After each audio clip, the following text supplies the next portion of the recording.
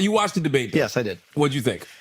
I thought that Trump got just out-strategized, outworked. I thought he just got demolished. He was too emotionally volatile. And it's so funny to see. We were talking about this on Flagrant, but there's just like no truth anymore. Like all the conservatives cannot be honest about what happened in the debate. I don't want to say all the conservatives, but like the extreme right-wing voices online cannot be honest about what happened in the debate. They just can't be, right? Like they witnessed it. We all saw it together. And they're like, oh, but the moderators were fact-checking him more. And it's just like, yeah, because he was lying with more egregious, he was taking more egregious steps in the lying.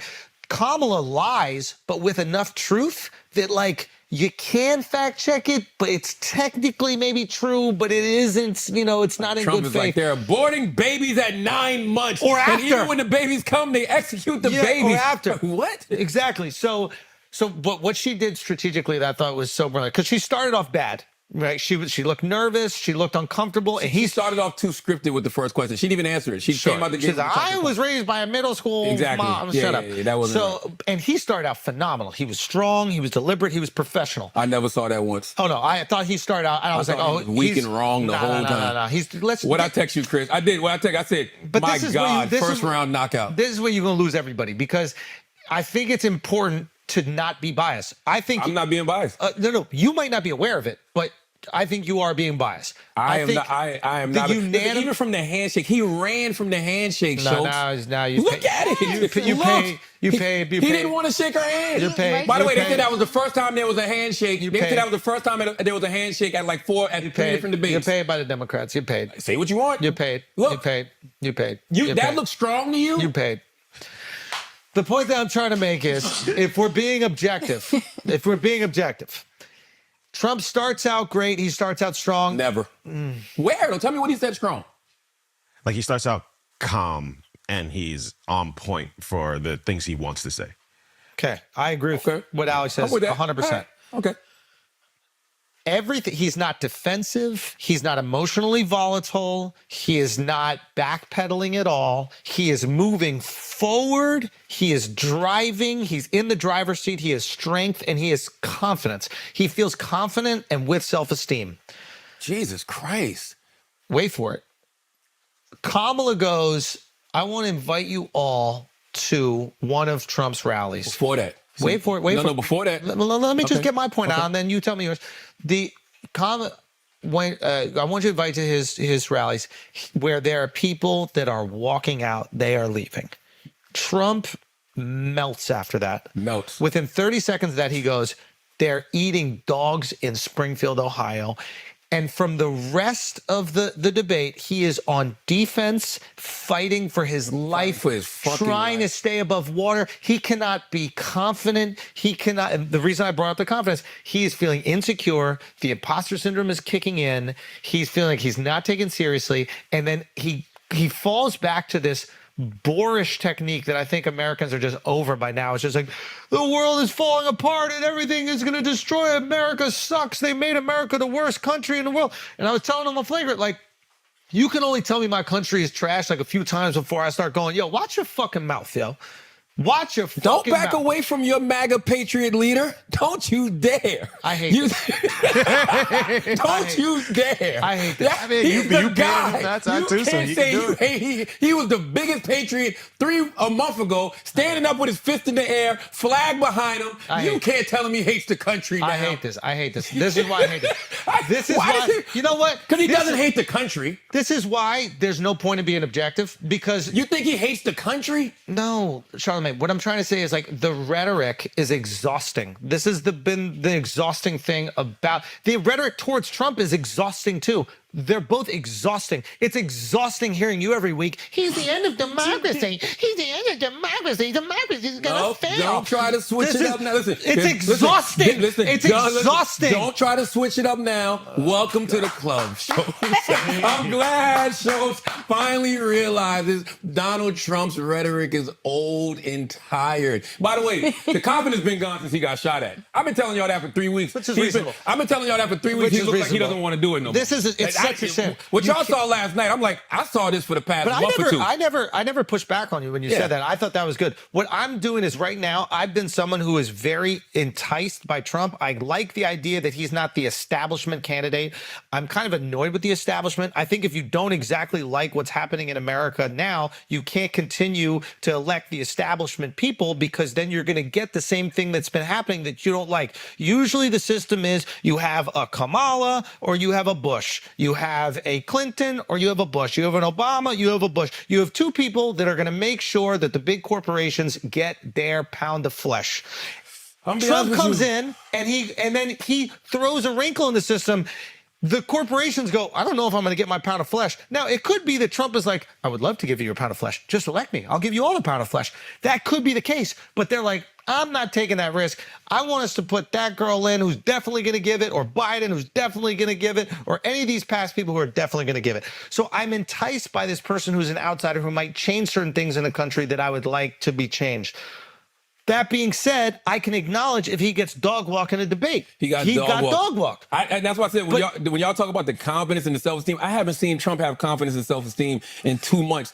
From the beginning, when she walked out and walked him down for the handshake, because they said it last night. I forgot what the number was, but he hasn't shaken hands in a debate in like the last 3 or 4 Y'all give debates. Kamala all this credit for like doing the littlest shit. It's amazing. Because it's the little She put her left foot in front of her right foot and walked straight. Because did you see that? She shook hands with her debate opponent. You're a comedian, right? Yeah. And you know how much stage presence matters. You know where Kamala beat Trump at last night?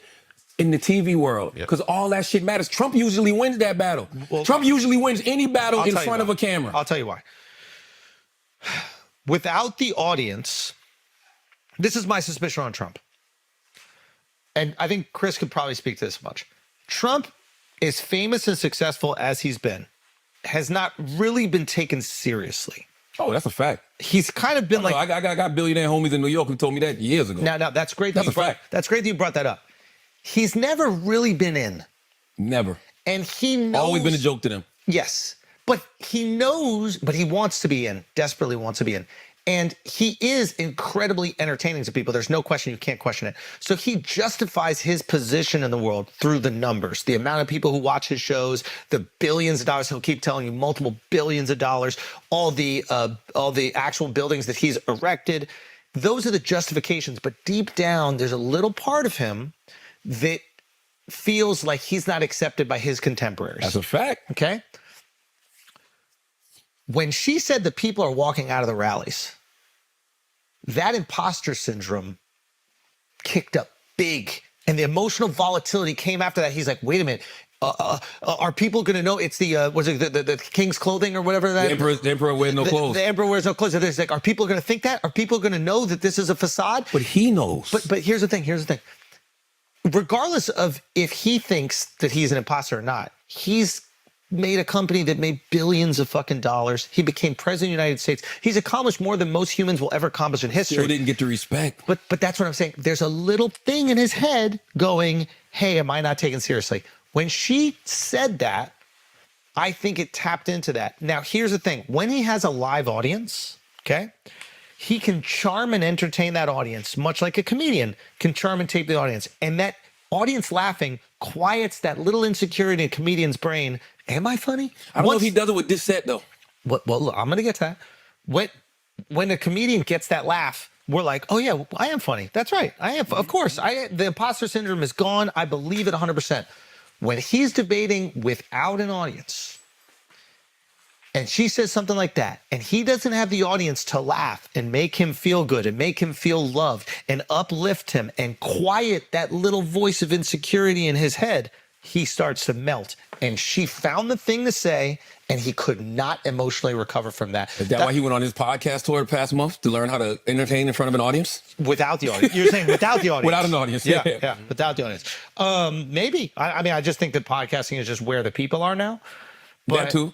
But I genuinely think, yeah. So that was the argument that I was trying to make. Yeah. Play the clip, because it was. You're right about the line she said about the. But you said there was something rally. before. It was right, but it was a bar right before what she said.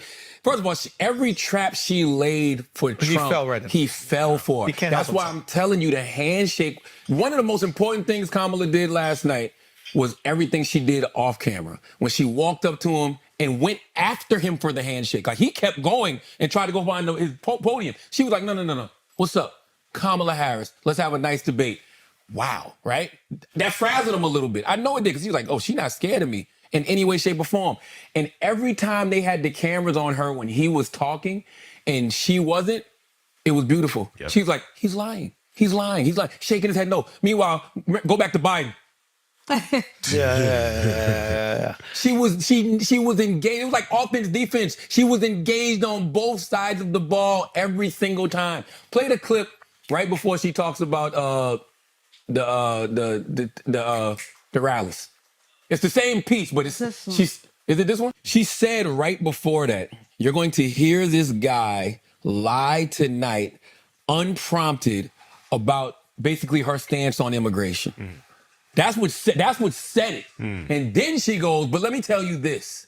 And then she went into the rally thing. And I'll tell you something, he's going to talk about immigration a lot tonight, even when it's not the subject that is being raised.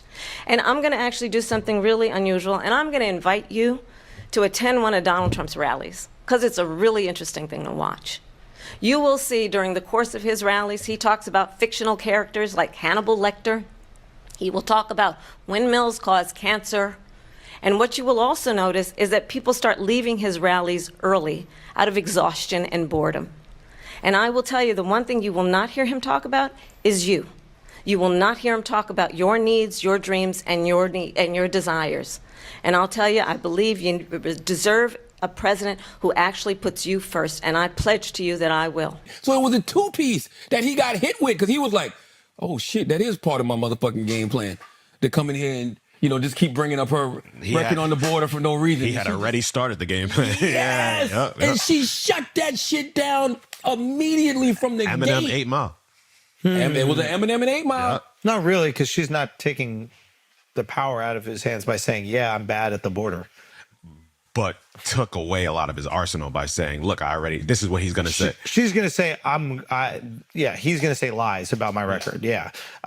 She knew that with the border, there's only one hit she could deliver, because it's the actual hit. The actual hit is Republicans and Democrats created a bipartisan bill, and Donald Trump shot it down because he didn't want the Biden administration to get any credit for doing anything at the border. She knew she could only deliver that once. So if he was going to just keep bringing it up over and over and over, you fucking deflate that by setting the table early to let everybody know this is what he's going to do. And guess what he did? He ended up staying away from it.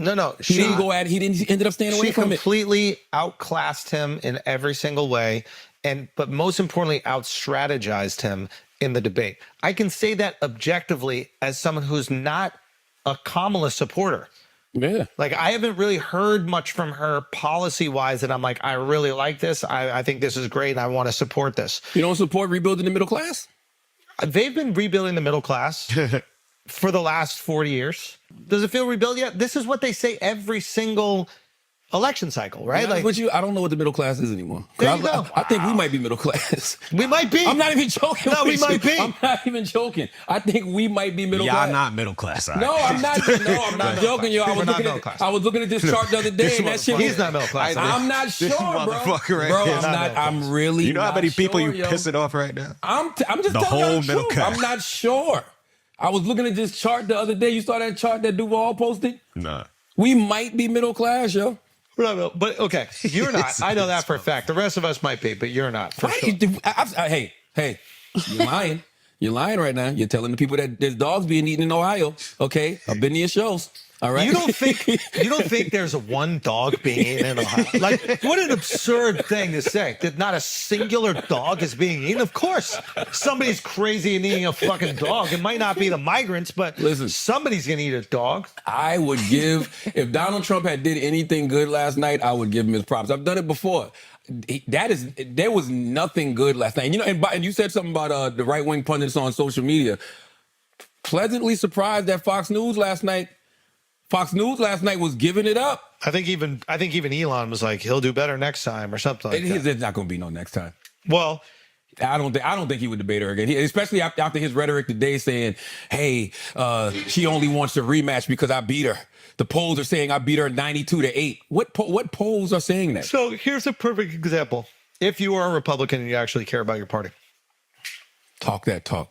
If you say that he did a good job in the debate, he will not change anything in the future. And the reality is, even though you might be, proud of his performance or whatever he said, somebody in the middle, and I can speak on behalf of someone in the middle and a bunch of my friends that are also in the middle, all felt unanimously that he got destroyed by Kamala. So you have to take that into account. If you are right wing and you think he did a good job, you're already voting for him. That's not going to change anything. Those people in the middle thought he did not do a good job. You need to hold him accountable if he has a chance of winning another debate. And in my personal opinion, he needs to have another one in order to convince those people in the middle, because that was not. Here's the thing, Schultz. Here's the thing. And this is what all conservatives, all MAGA supporters need to just understand. You bet on the wrong horse, you ran the wrong horse. Nikki Haley said it the best when she said the first party to get rid of their 80-year-old candidate was probably going to win this fucking election. There is no way in hell in 2024 Donald Trump, with all the baggage he has, just put all the baggage he has, should be running. The oldest candidate ever with all that baggage, talking so incoherent. Let's be honest, he sounds retarded. Let's just old school R word. No. He sounds retarded. No, he doesn't. Yes, he does. See, this is Nikki Haley. This is where you Chris lose Christie. people. I'm just telling you the truth. No, Nikki it's what Haley, you Chris think. Christie would be better candidates than Donald Trump. But There's they didn't get there. They should have did what the Democrats did and realize, hey, and this is where you got to give Democrats props. I call Democrats cowards, been calling them cowards, but this is where you got to give them props. They weren't delusional about their candidate after a while. They were delusional for a long time. But once they got to that debate and they realized, like, holy shit, this guy really don't have it no more. We got to get rid of him. That's what Republicans should be thinking right now. It might be too late. I don't know. We've seen stranger things happen in America. I don't think there's that much of an outpour of people saying, nah, he's too old, he needs to stop. Well, that's because people are delusional. But you're also Well, Biden, suggesting they were, them though. to pull a coup just like the Democrats did. Oh, God. And that's not that's not democracy. That's not the system. All right. It wasn't a coup. But my point is, that's the wrong candidate. You like what you saw yesterday? We just had a first week one of football. There's a lot of quarterbacks we're looking at. We're like, that person don't have it no more. They need to be pulled. Have I not spoken very clearly about how I affect? You just asked me, do I like what I saw yesterday? I thought that I've spoken like very clearly. But you want to about put him what back I out there for week 2. It's not whether I want to put them back out there. The American people want him to be there. That is the reality of the matter. He has the support of the American people. He has more support Let's look up the poll. Because there was 70% of people who didn't want a Biden-Trump rematch. So Biden's gone. What I'm saying is within the Republican Party, they primary. He won the primary. Yeah. So the American people have chosen it. It's not whether I like him. It's not whether the party likes him. I understand the Democrats will rig the primaries. The Republicans... Kamala won the primary. Exactly. So the Republicans will not rig the primaries in the way that the Democrats. So they stole it from Bernie. They removed Biden effectively, and they'll put in their candidate. The Republicans don't do that. The benefit of that is you get the people's choice. The negative of that, the people's choice might be wrong. And if the people's choice is wrong, and you think you're going to lose in November, then you do what the fucking Democrats did. Real patriots, New England, baby, deflate gates, cheat, motherfuckers. If you're not, I've been waiting for my Dallas Cowboys to cheat for 20 plus years. I don't give a fuck if they cheated or not. I really, truly don't care. Okay, run the best candidate, because guess what? The American people deserve better. Play the clip from Fox News. I thought this was great because by the way, I watch all the news networks for this exact reason. And I was pleasantly surprised at what Fox News did last night. I was like, oh, okay. Vice President Harris was clearly well prepared, practiced on the offensive much of the night. Former President Trump did take a lot of the bait that she threw out.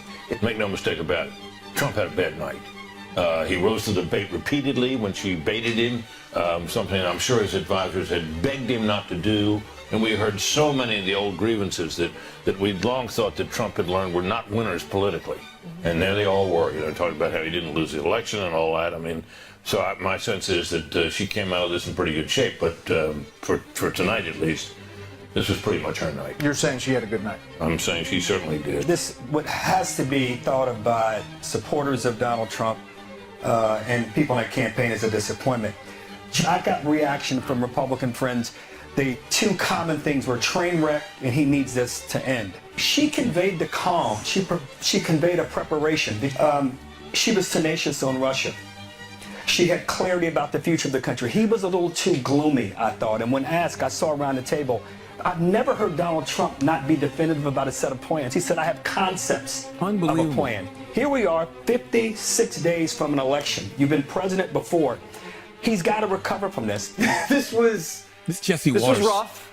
This was pretty intense at times. She started off shaky. She regained her footing. You watch this thing, if you're a Democrat, you're like, oh, she did a great job. If you're a Republican, you look at this and you're like, that's Donald Trump. He had some moments where you were like, oh my God, where are we going with this? But he missed more opportunities. And he took all the bait and none of the opportunities. She pivoted better. Did Donald Trump miss a few opportunities? Absolutely. Tonight, she won. What's crazy is for Donald Trump's talking point the last few weeks is Kamala Harris don't have no policies. Kamala Harris don't have no plan. He even brought it up in the beginning of the debate. She don't have no plan. Just look up on her website. She just put it up a few hours ago. Her plans are just Biden, but she just changed a few words. But then when you're asked about a plan, you say you don't have a plan. You have a concept of a plan. Yeah. My God. Yeah. My God. Listen, I guarantee you if Republicans thought they could pull him, they pull him. And I don't know if they still can. I don't know if they still can. But that's not democracy. Who gives a fuck? Why do you keep bringing up this fucking D word? Okay, what is the point? What are you talking about? Who gives a fuck? What are you talking about? You can't do that. What are you talking? Who can't do what? I'm not doing anything. I'm just an American citizen. Okay, I'm giving what they're giving us. I have nothing to do with any of it. But like a couple weeks ago, you're saying, if Trump wins, it's the end of democracy. It is. Listen, if I was Trump and I get back in that motherfucker, I ain't going nowhere either. Okay? I'm pardoning myself. I'm making sure that my family is good. Y'all ain't doing shit to me. And you already know what he's already told you what he's going to do. He said this week, I'm locking up all my political opponents. Yeah. Fire. All of them. I like that single one of them. I fuck with that. Man. Oh, man. Listen, man. I definitely fuck with that. I think he started off good, on message, calm. And what was the message? I'm really asking. But like what you pointed out just now, like how she didn't have policy. It just got up on her website, blaming her for Biden's track record. And then I think he closed out very well. I think it's the only two things he did well. I agree that he sounded calm, but he didn't sound confident. That's why I disagree. But at least he sounded shaky. It was almost like one of those things where you ever been arguing with somebody and you know the person has a tendency to go off, so you're just trying to be easy because you don't either want to cause them to blow up, you know what I mean? Or cause them to say something to you that's going to cause you to blow up. Yeah. He seemed like he was being very, very safe. But both of them were. Like, she was shaky too in the beginning. Man, she after the scripted shit, she went on the offense. That's what I'm saying. And he couldn't recover. Yeah. That's just what it was. She went on the offense and had him on his back feet the whole rest Nobody's of the night. denying that. What we're saying is that he started off strong. She started off weak. She did her first strategic move. It landed bullseye, and he could not recover from it. I was texting everybody. I texted Chris. I said, this is a first-round knockout. Because I could see by his demeanor. Yeah. And I could see what she was doing. Now, she started off too scripted. I was like, all right, that's too scripted. But that second point, pop, pop. I was like, oh, he's hurt. Yeah. And I was like, it's over. That's why I said go into the prevent defense. I wanted her to pull back. No, yeah, it was Chris like pull back. I'm like, why? Nah, you got to put your foot on his neck. Exactly. I think people get uncomfortable when they see. You just don't believe in her. That's the thing. Well, if you believed in her, you would say, I believe in her a lot more after the debate. I mean, that's what I'm saying. So she impressed me. Here's my feeling. Like, if you go in prevent, it's because you don't believe in your defense.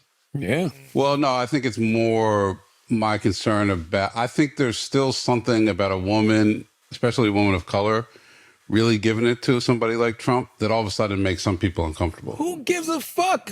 I want their vote. At this point, I want their vote. That's why I give the a fuck. vice president has no reason to play it safe. None. It None works. whatsoever. Hey, I'm doubling down and tripling That's down on right. what I just did. That's right. Show strength. That's the right strategy. You know, like if you really have confidence, you believe you are that person. Now, if you believe that that is all scripted for her and concocted and she just executed it good for the night, but she can't do that on the day to day, then you got to shelf her. But if she's really that motherfucker, you got to let her rip. I have told y'all. I was wrong. I'll eat it. Told I y'all was wrong. she's that motherfucker. That was her. The shit that I've been talking about, the shit that I've written about in my books, about how the language of politics is dead because of Donald J. Trump, she is a person that can execute that to the fullest. Not only have I been on the receiving end of that kind of rhetoric, on air and off air, that is who she is all the time. I give her, if, on the scale, I'll probably give her I'll give her a 7 or 8 of where she could actually take it. She let him off the hook a lot last night. Yeah, she did. When he said this shit about they've done nothing with student loans. They told y'all that they could relieve student loan debt. They've done nothing. Yeah. Like, that's just a lie. Like, that's just a complete and total lie. She could just say the number. You know how many people I know personally who have had their student loan debts wiped away? $100,000, $20,000, $50,000. She could have just said the number. I was like, why did she just let him off the hook with that? Yeah. But she seemed like she pivoted to a different point, even though that was just a quick thing. Like, hey, that's a lie. We gave I think it was like $160 billion in student loan debt relief. But she let him off the hook with that. Other place was in the beginning, where I thought she sounded way too scripted. There was another part she didn't answer the question either. I can't remember where it was. But it didn't matter because she kept the conversation where she wanted the conversation. Yeah, she controlled it. Yeah. I mean, it was just... I'm surprised she didn't go in the bag of like convicted felon. Like she did only one time. That's all you need, though. I'm saying she could have peppered him throughout the entire thing. She was too busy telling the American people what she was going to do for the American people. That's true. You know what I'm saying? Like, she laid out her whole opportunity economic plan. Told them how much money you're going to get if you're a new homeowner. Told them how much money you're going to get if you want to start a small business. She laid all of that out. That's what people want to hear. Yeah. I believe in what we can do to strengthen our small businesses, which is why I have a plan. Let's talk about our plans and let's compare the plans. I have a plan to give startup businesses $50,000 tax deduction to pursue their ambitions, their innovation, their ideas, their hard work. I have a plan, $6,000 for young families for the first year of your child's life to help you in that most critical stage of your child's development. I have a plan that is about allowing people to be able to pursue what has been fleeting in terms of the American dream by offering a help with down payment of $25,000 down payment assistance for first-time home buyers. That's the kind of conversation, I believe, David, that people really want tonight, as opposed to a conversation that is constantly about belittling and name-calling. Let's turn the page. When the radio people was calling the radio station this morning, they said that's what they felt like they didn't get from Trump. And when Trump specifically tells people, I don't have a plan. Yeah, that was crazy. I have what did he call it? A concept. A concept of a plan.